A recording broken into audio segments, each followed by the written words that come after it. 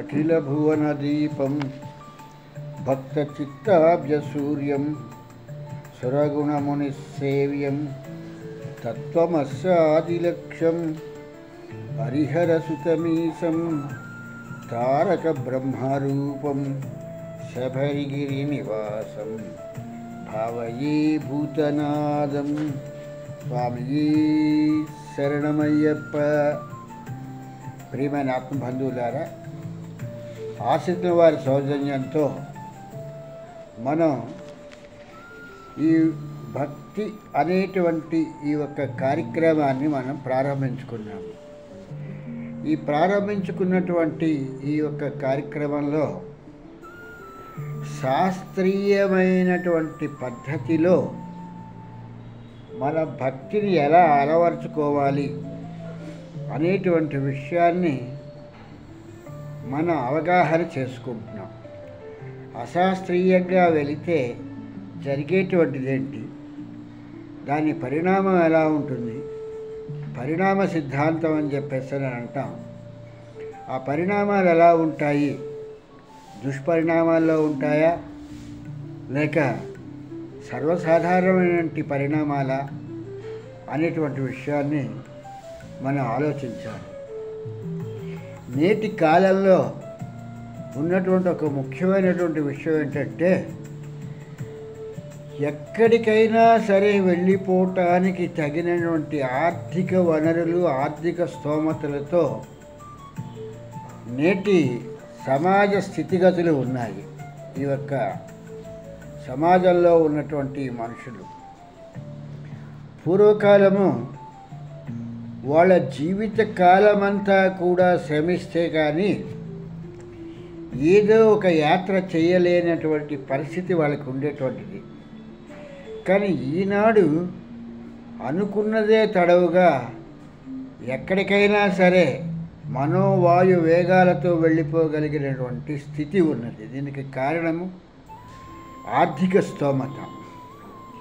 దీనికి తోడు ఎవరు పడితే వాళ్ళు ఏవో విషయాలు చెప్పేట మూలంగా ఆ విషయాలనే పరిగణలోకి తీసుకొని నేటి సమాజంలో మనుషులు ప్రవర్తిస్తున్నటువంటి ప్రవర్తన ఎంత దుష్పరిణామాలకి దారితీస్తోంది అనేటువంటి దాన్ని ఏ మాత్రము కూడా ఆలోచించట్లేదు.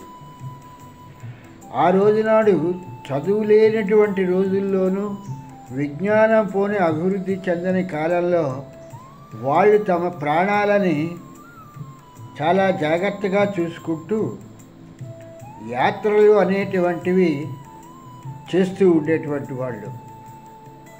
కానీ నేటి కాలమాన పరిస్థితుల్లో ఈ టయానికి ఇది చేసేస్తే మనకేదో పుణ్యం వచ్చేస్తుంది అని చెప్పేసి ఇటువంటి మాటలు మాట్లాడేటప్పటికీ ఆ ఒక్క మాటలకే ప్రాముఖ్యతనిచ్చి ఆ సమయంలోనే అందరం కలిసి వెళ్ళి ఆ పని చేయాలి అని చెప్పేసి అనుకోవటంతో ఎన్నో దుష్పరిణామాలకి, ఎన్నో దుష్ఫలితాలకి కూడా అనుభవించవలసినటువంటి పరిస్థితి ఏర్పడుతోంది. చదవనంతకాలము కాకరకాయ అన్నారు, చదివిన తర్వాత కీకరకాయ అన్నారన్న సామెతలాగా ఈనాడు ప్రతి వాళ్ళు కూడా ఈరోజు ఒక 300 సంవత్సరాల తర్వాత వచ్చింది, ఈ 300 సంవత్సరాల రోజుల్లో మధ్యలో ఇటువంటి రోజు రాలేదు అని అంటారు. ఏంటి తేడా ఉంది? రోజులాగానే సూర్యుడు ఉదయిస్తున్నాడు, రోజులాగానే సూర్యుడు అస్తమిస్తున్నాడు, రోజులాగానే మనం గాలి పీలుస్తున్నాము, రోజులాగానే మనం ఆహార వ్యవహారాలన్నింటిలోనూ మనం పాలు పంచుకుంటున్నాం.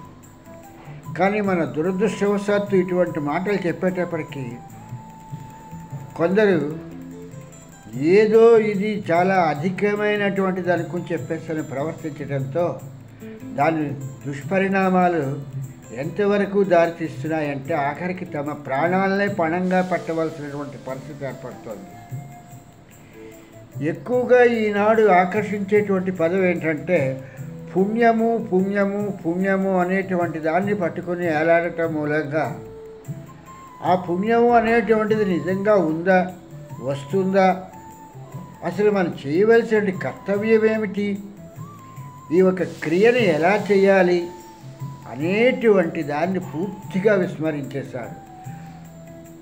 మనకేదో అక్కడికి వెళ్ళిపోతే మనకి ఏదో వచ్చేస్తుంది, ఏమీ రాదు.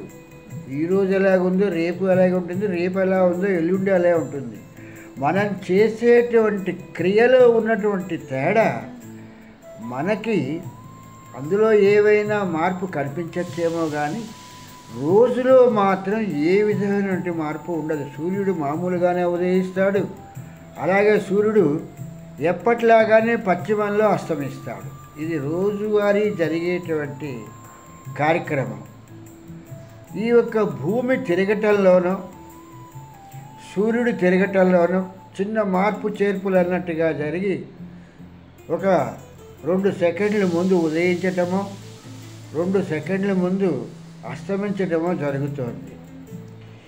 దీనికి కారణం ఏంటయ్యా అని అంటే ప్రతిసారి చెప్తున్నట్టుగా ఈ ఖగోళానికి సంబంధించినటువంటి ఖగోళ విద్య అనేటువంటి బ్రహ్మ విద్య అనేటువంటిది లేకుండా శూన్యంగా ఉండటం మూలంగా అవిద్యలో కూరుకుపోయి చదువది ఎంత కలిగిన రసజ్ఞత ఇంచుక చాలకున్న ఆ చదువు నిరర్ధకంబు గుణ సంయుతులెవ్వరు మెచ్చరెచ్చటన్ అని చెప్పినట్టుగా అహంకారం ఏంటంటే మేము చదువుకున్నాము, మేము పీజీలు చేశాము, పిహెచ్డీలు చేశాము అనేటువంటి పరిస్థితిలోనే ఉంటున్నారు తప్పితే ఏ మాత్రము ఇంగిత జ్ఞానం లేనటువంటి పశువుల కన్నా హీనంగా ప్రవర్తించి తమ ప్రాణాల మీదకే తెచ్చుకునేటువంటి పరిస్థితిలో నేటి సమాజ మనుషులు ఉన్నారు అని అంటే ఎంత దిగజారిపోయింది. పుణ్యం అనేటువంటిది ఏమన్నా బజార్లో కొనుక్కుంటే వచ్చేటువంటి వస్తువా?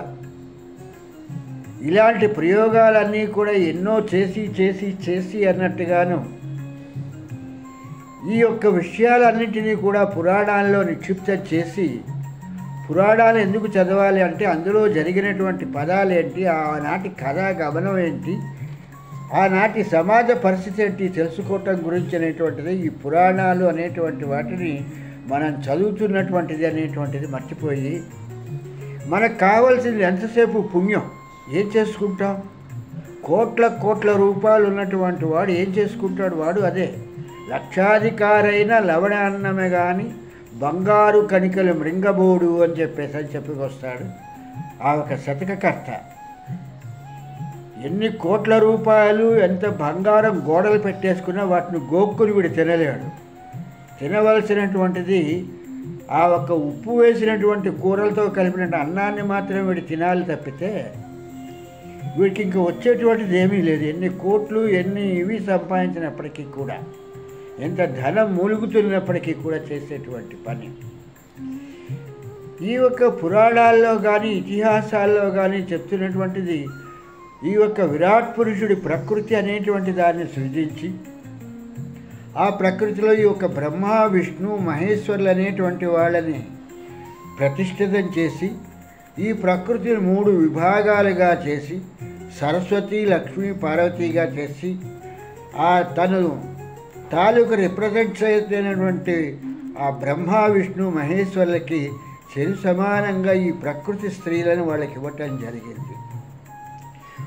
ఆ యొక్క విరాట్ పురుషుడు తన తాలూకు రిప్రజెంటేట్స్ అయినటువంటి వాళ్ళకి వాళ్ళ తాలూకు పనులు ఏమిటి అనేటువంటి విషయాన్ని చెప్పటం జరిగింది. ఆ పనుల్లో ఏ విధమైనటువంటి మార్పు చేర్పులు ఉండదు. బ్రహ్మ సృష్టి చేయాలి. ఆ సృష్టి చేయాలంటే సృష్టి లేకపోతే అంటే పని లేకపోతే ఇంతింత ఉద్యోగాలు చేస్తున్నారు, ఇంతింత చదువులు చదువుతున్నారు. ఒక పని లేకుండా ఒక వ్యక్తి ఉన్నాడంటే ఆ ఉద్యోగాన్ని ఉంచుతారా? తీసేస్తారు. ఆ ఉద్యోగాన్ని తీసి ఆ పోస్ట్ సరెండ్ చేసేస్తారు. అలాగే సృష్టికర్త అనేటువంటి వాడు సృష్టి చెయ్యకపోతే ఇంకెందుకు ఆ బ్రహ్మ ఉండెందుకు? కనుక ఆ బ్రహ్మనే తీసేస్తారు. ఏదో జన్మరాహిత్యము అంటే జన్మరాహిత్యం ఎలాగ వచ్చేస్తుంది? ఎంతమంది రాహిత్యానికి వెళ్ళిపోతారు? ఎంతమందికి పునర్జన్మ లేకుండా ఉంటుంది?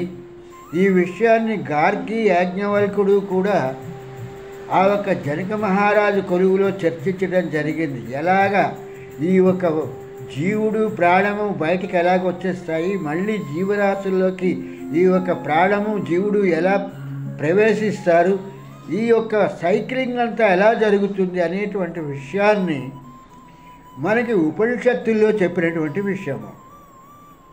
ఆ ఋషులు, ఆ మునులు, ఆ యోగులు, ఆ యోగి పుంగవులు చెప్పినటువంటి విషయం. ఇటువంటి పరిజ్ఞానం లేనటువంటి వాళ్ళు నేను ఇలాగ అన్నానని కాకుండా మేమేదో చెట్టు పేరు చెప్పి కాయలు అమ్ముకున్నాం అనేటువంటి పరిస్థితిలాగా మఠాధిపతుల తాలూకు పేర్లు, మఠాల పేర్లు చెప్పుకుని మేము అక్కడ చదువుకొచ్చామని చెప్పేసరి జ్ఞాన శూన్యులలాగా చెప్పి ఈ టైంలో ఈ పని చేస్తే మీకు పుణ్యం వచ్చేస్తుంది అంటే అటువంటి విషయం ఎక్కడా కూడా వేదాల్లో కానీ ఉపనిషత్తుల్లో కానీ ఎక్కడా ఇటువంటి విషయాన్ని చెప్పలేదు అనేటువంటి విషయాన్ని కొంచెమైనా కూడా వీళ్ళు గ్రహింపలేకుండా ఉన్నారు. వీళ్ళ తాలూకు పబ్బం గడుపుకోవటానికి, వీళ్ళ తాలూకు జీవనోపాధిని గడుపుకోవటానికి వీళ్ళు అనుకరిస్తున్నటువంటి మార్గమే తప్పితే వేరే మార్గము అనేటువంటిది లేదు అనేటువంటిది ఇంత చదువులు చదువుకున్న ఈ యొక్క జ్ఞాన శూన్యులు అన్నట్టుగా ఈ యొక్క కర్మ విభాగము అని చెప్పేసి ఎంతసేపు ఏవో నీళ్లు దోశలతో ఎత్తి పోసేస్తాము మాకు పుణ్యం వచ్చేస్తుంది. ఏంటి వచ్చేస్తుంది అనేటువంటిది ఏంటి, దాంట్లో జరుగుతున్నటువంటి క్రియకు పోని ఆ ఒక క్రియ తాలూకు ఫలితం ఏమిటి అనేటువంటిది కూడా ఆలోచించేటువంటి పరిస్థితిలో లేరు. ఇటువంటి దానికి కారణం ఏంటయ్యా అంటే ఈ చెప్పేటువంటి వాళ్ళ మూలంగా జరుగుతున్నటువంటివి. తన భార్య పిల్లలు చల్లగా ఉండాలి, వాళ్ళకి తిండి పెట్టాలని చెప్పేసి చెప్పేటువంటి వాళ్ళు ఈ హితోపదేశాలు ఇలాంటివన్నీ చెప్పేటప్పటికీ ఆ చేసేటువంటి వాడు తెలివి తక్కువతనంగా చేయటం మూలంగా వాడి భార్యా పిల్లలకి వాడు కరువైపోతున్నాడు. వాస్తవాన్ని చెప్పాల్సి వస్తే నిన్న జరిగినటువంటి సంఘటన అలహాబాదులో ఎంతో హృదయ విదారకమైనటువంటిది. అమావాస్యలు ప్రతిసారి వస్తూ ఉంటాయి, ప్రతిసారి వెళ్తూ ఉంటే ప్రతి నెల వస్తూ ఉంటుంది, ప్రతి నెల వెళ్తూ ఉంటుంది. ప్రతి సంవత్సరం మన పుట్టిన కాడి నుంచి చనిపోయే వరకు ఏదో ఒక తిథో, వారమో, నక్షత్రమో ఏదో ఒకటి తిరుగుతూ ఉంటుంది. అటువంటి వాటికి ఏవో శక్తుల్ని ఆపాదించేసి ఈ సమయంలో మనం స్నానం చేస్తే ఏంటో మనకి పుణ్యం వచ్చేస్తుందంటే ఈ పుణ్యాన్ని మూట కట్టుకుని వెళ్తే పోనీ ఆ బ్రహ్మ నీకు ఏవైనా జీవితాన్ని ఇవ్వటం మానేస్తాడా, నీ యొక్క పునరుత్పత్తిని ఆపేస్తాడా, ఏం చేస్తాడని చెప్పేసరి మీకు చెప్పబడుతోంది. ఎక్కడ అటువంటి మాటలు చెప్పటం లేదు.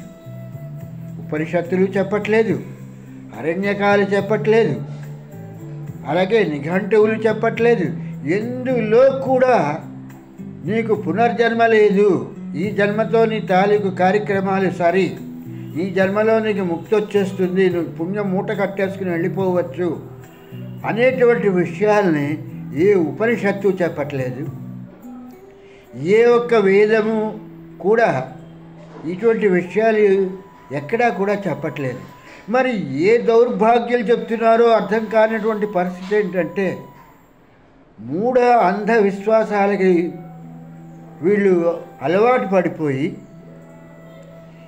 ఎవరో చెప్పారని చెప్పి తమ ప్రాణాలని కూడా, తమ ప్రాణాలే కాదు ఎదురుకుండా ఉన్నటువంటి వాళ్ళ తాలూకు ప్రాణాలని కూడా లెక్క చేయకుండా ఏంటో పుణ్యం వచ్చేస్తుంది అని చెప్పేసి ఈ యొక్క పుణ్యాన్ని టన్నుల కొలది తెచ్చుకుని ఏం చేస్తాము, ఏమీ కనిపించదే. ఆత్మ కనీసం కనిపించదు అంటే దానికి కొన్ని డెఫినేషన్స్ అన్నా ఉన్నాయి. విరాట్ పురుషుడికి కొన్ని డెఫినేషన్స్ చెప్పడానికి ఉన్నాయి, జీవుడికి కొన్ని డెఫినేషన్స్ ఉన్నాయి, ఎలాగుంటాడు జీవుడు అని చెప్పటానికి. ఈ పుణ్యానికి డెఫినేషనే లేదు, ఈ పుణ్యానికి డెఫినేషన్ లేదు, ఈ పాపానికి డెఫినేషన్ లేదు. వాడు కష్టపడుతుంటే పాపం అంటారు, వాడు సుఖపడితే పుణ్యం అంటారు. ఇవేనా పుణ్యపాపాలు అంటే? వాడు సుఖపడితే ఇక వాడికి టన్నుల కొద్ది పుణ్యం ఉందని చెప్పేసేనా? ఇటువంటి దౌర్భాగ్యపు స్థితిని అలవాటు చేసుకుని మన ఒక జీవన గమనాన్ని మన ఋషులు ఎంతో కష్టపడి ఎంతో శాస్త్ర పరిజ్ఞానంతో చేసినటువంటి విషయాలన్నింటినీ కూడా మర్చిపోయి పశువుల కన్నా హీనంగా ప్రాణాలని అర్పితం చేస్తున్నారంటే ఎంతో బాధగా ఉండేటువంటి విషయంగా అనిపిస్తోంది. ఈ యొక్క పుణ్యస్నానాలు చెయ్యమని లేకపోతే ఇంకోటని చెప్పినటువంటిది ఏంటి? యోగులు, మహాత్ములు, ఆ యొక్క నాగసాధువులు, ఆ భైరవులు, అటువంటి వాళ్ళని ఆ యొక్క గంగా ఆ యొక్క త్రివేణి సంగమంలో స్నానం చేయమని వాళ్ళకి ఒక నిర్దిష్టమైనటువంటి ఒక పద్ధతిని పెట్టారు. అప్పటి వరకు వాళ్ళు ఎక్కడెక్కడ ఉంటున్నారో, ఏం చేస్తున్నారో, రోజు స్నానాదులు చేస్తున్నారో లేదో అనేటువంటి పరిస్థితిలో ఈ యొక్క పుష్కరాలను ఇంకోటనో ఇవి పెట్టి ఈ కుంభమేళాలను వాళ్ళని స్నానం చేయటానికి వాళ్ళకి చెప్పినటువంటి పద్ధతిని ఈ కుటుంబీకులు వెళ్ళి వీళ్ళు చేసేటి పని ఏంటి? ఈ భార్యాపిల్లల్ని వదిలేసి అక్కడికి వెళ్ళి వీళ్ళు ఏవైనా అయ్యి నిన్న కుంభమేళాలో 50 మందో 25 మందో చనిపోయారన్నారు. వీళ్ళ కుటుంబాలు ఇప్పుడు ఏమవుతాయి? రోడ్డును పడతాయి. 25 లక్షల రూపాయలు పరిహారం ఇచ్చామంటే ఎంతకి వస్తుంది? ఇటువంటి విషయాలు ఏటిని కూడా పరిగణలోకి తీసుకోకుండా ఎంతసేపు మాకు పుణ్యమే కావాలి, పుణ్యమే కావాలంటే ఎవడైనా పాపం కావాలని పాపకర్మలు చేస్తాడా? ఎవడి కూడా నేరం చేసి జైలు పాలవుదామని చెప్పేసి అని ఎవడు అనుకోడు. ప్రతివాడికి కూడా న్యాయబద్ధంగా నడుద్దామని అనుకుంటాడు. దానికి కూడా శాస్త్రీయమైనటువంటి పద్ధతులన్నింటినీ కూడా మన ఋషిపుంగవులు చెప్పడం జరిగింది. వాటిని విస్మరించడంతో తమ ప్రాణాల మీదకి తెచ్చుకోవటం కాకుండా పక్కవాడి ప్రాణాలు కూడా పోయేటువంటి పరిస్థితికి తీసుకొస్తున్నారు అంటే ఇది ఎంత శోచనీయమైనటువంటి విషయము. పుణ్యమాట దేవుని అడుగు. వీళ్ళ తాలూకు ప్రాణాలనే వీళ్ళు పోగొట్టుకుంటున్నారు అంటే ఎంత అమాయకత్వంలో, ఎంత మూఢత్వంలో, ఎంత మూర్ఖత్వంలో, ఎంత అవిద్యలో కూరుకుపోయి ఉన్నారు అనేటువంటి విషయాన్ని ఒకసారి గమనించవలసిందిగా కోరుకుంటూ ఇవాళ చెప్పవలసినటువంటి పాఠాన్ని కూడా నిన్న ఆ ఒక కుంభమేళాలో జరిగినటువంటి ఆ హృదయ విదారకమైనటువంటి వాటిని విన్న తర్వాత ఇవాళ పాఠాన్ని ఇవాళ చెప్పవలసినటువంటి దాన్ని ఆప్ చేయటం జరిగింది. కాబట్టి మీరందరూ వినేటువంటి వాళ్ళు మీరందరూ ఇలాంటి విషయాలను గ్రహించి ఇక నుంచైనా జాగ్రత్త పడి ఆ యొక్క భగవత్ కార్యక్రమం సక్రమంగా ఏ చిన్న తప్పు జరగకుండా మనం గాయపరచుకోకుండా ఎదుటివాడిని గాయపరచకుండా చేస్తారని ఆశిస్తూ స్వామి శరణం, స్వామి శరణం, స్వామియే శరణమయ్యప్ప.